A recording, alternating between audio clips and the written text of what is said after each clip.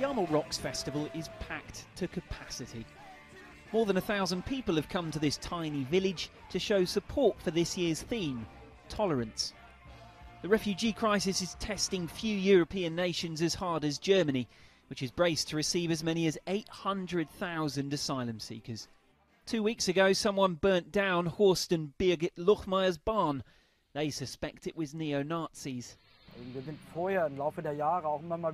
There has been harassment against us for years, such as slashing our car tires. There are verbal assaults against us. We had to deal with this for all those years, but this is a whole new level.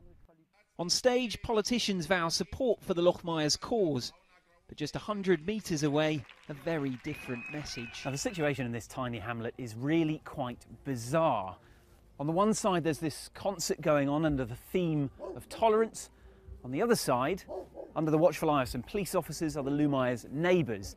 Now, they've constructed this mural which reads free, social, national. That, of course, is an unto subtle allusion to the Nazi Party of the 1930s, which was formerly known as the National Socialist Party.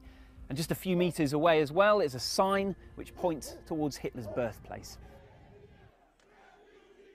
Yarmul is a unique case, but visible signs of neo-Nazi sentiment is erupting elsewhere in Germany. In the state of Saxony, far-right protesters clashed with police several times in recent weeks. They're a small but active minority. In this German state, a neo-Nazi party holds 5 seats in the state parliament. Its spokesperson is reluctant to condemn the violence that's so far not been as prevalent here. Locals using their fundamental rights to take to the streets and protest, which is their right. If someone speaks up against this massive influx of strangers, they are being immediately labelled as neo-Nazis or right-wing radicals. But we don't care. This doesn't make what we demand any worse. There is less tension here, but authorities express concern over a situation that appears to be getting worse. Yes, there are attacks against refugees and against refugee accommodation, and those attacks are increasing. But this is just a small faction of society that has these radical beliefs.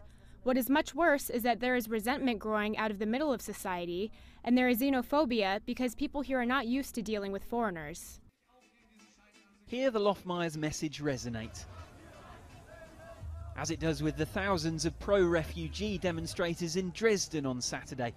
But there remains a question of safety from a minority of Germans who are prepared to do this.